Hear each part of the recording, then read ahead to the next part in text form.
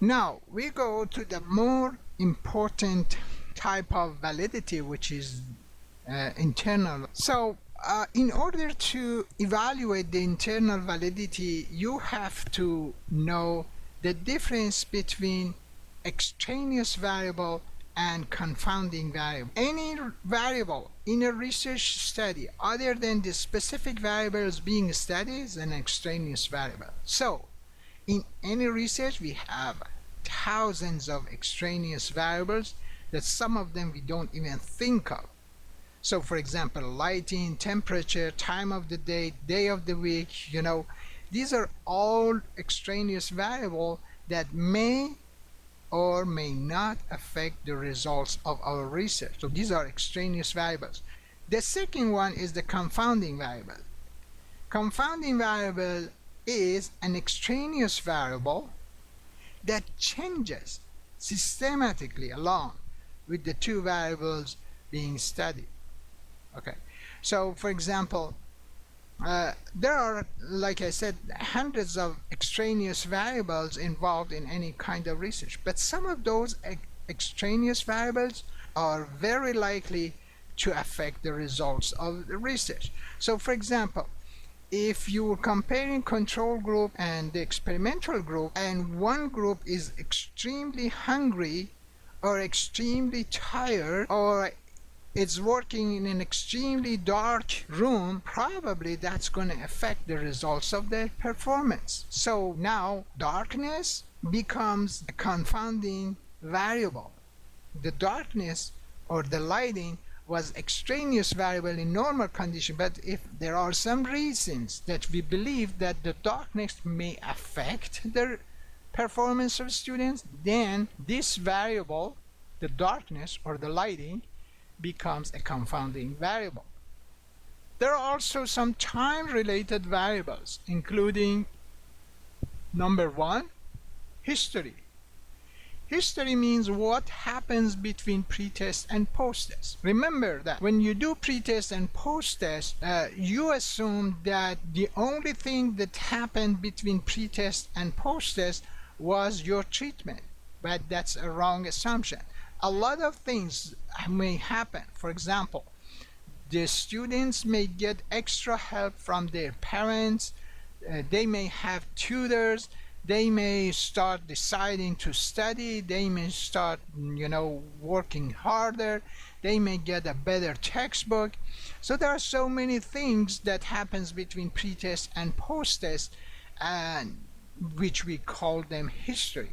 The other thing is maturation. Especially in longitudinal research, it's very likely that the reason that the pre-test is higher than post-test is not your treatment. It's just because students matured between the pre-test and post-test. And finally, it's the instrumentation. Probably those of you who have done some job interviews have noticed that if you're the first person to be interviewed, the mood and the depth of questions is totally different from the kind of questions or the kind of treatment that you're gonna get at the end of the day or at the end of 5 days of interviews. The same with like written tests. Sometimes we do a pre-test, and then after we do the pre-test, we notice some typos, some errors, some mistakes, and we fix them. And then just because we fixed the instrument, we see a significant difference between pre-test and post-test, and that's going to be a threat to internal validity. Also, similarly, there is a testing effect. Sometimes you do the pre-test and post-test and you don't see a difference, and it's because they were tired during the post-test, not that your treatment was not effective. Or the opposite, sometimes they do better on the post-test, not because your treatment was effective, but because there was some carryover effects, which means that they learned something from the pre-test that they corrected themselves during the post-test. And finally, there is regression toward the mean.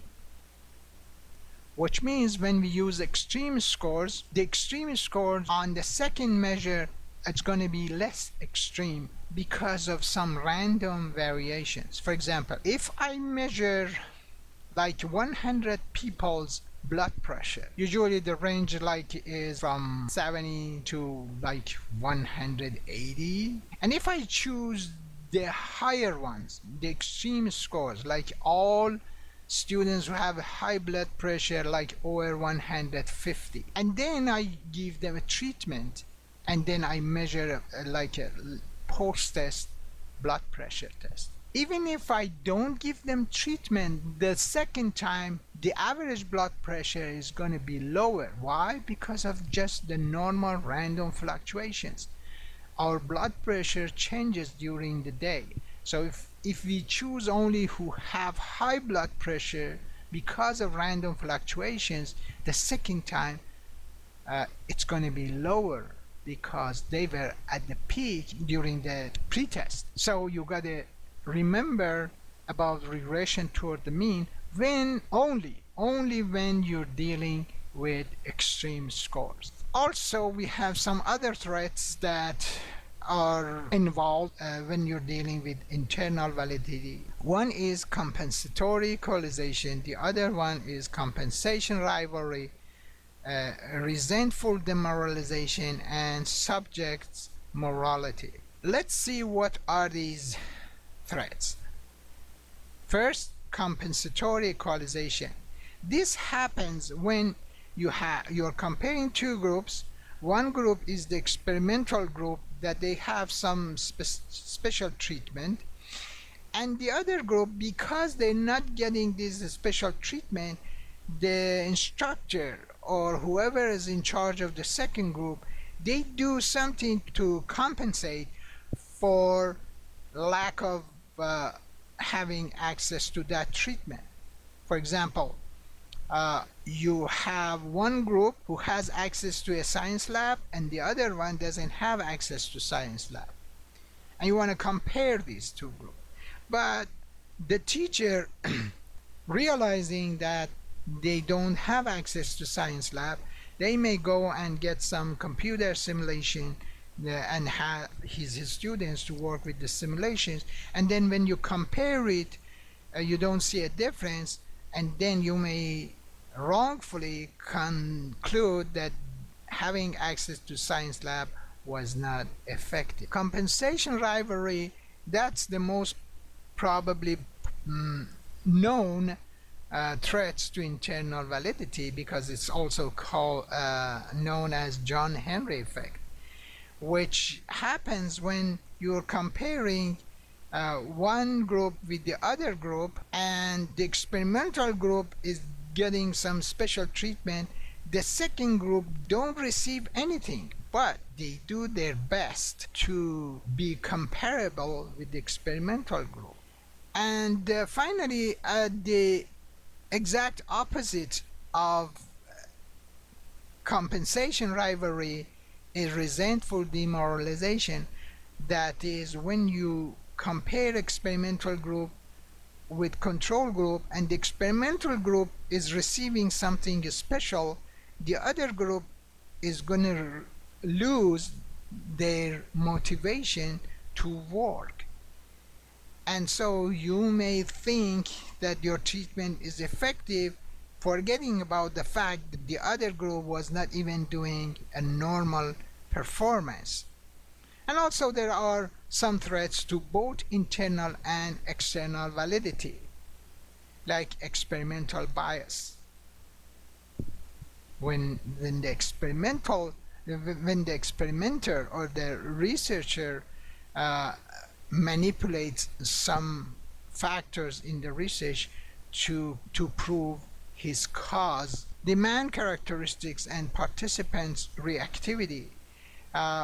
Some researchers, because again they want to prove their cause or their hypothesis, they give students or the participants some clues how to behave. Finally, there are exaggerated variables that, for example, you're comparing the effectiveness of having air conditioner in a class. You want to show that having air conditioner in a class improves performance. So if you compare like an air conditioned class with a normal classroom, like 70 degrees or 80 degrees, or even 90 degrees, you may not find a significant difference.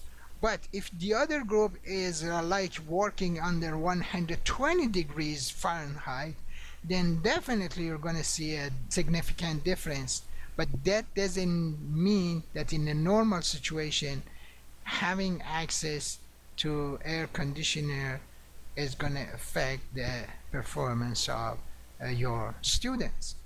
Therefore, when you're doing research, you have to think about the threats to internal validity first, and also the threats to external validity, to make sure that your research is valid and you can generalize the results of your research to a general population and to a normal daily life situation.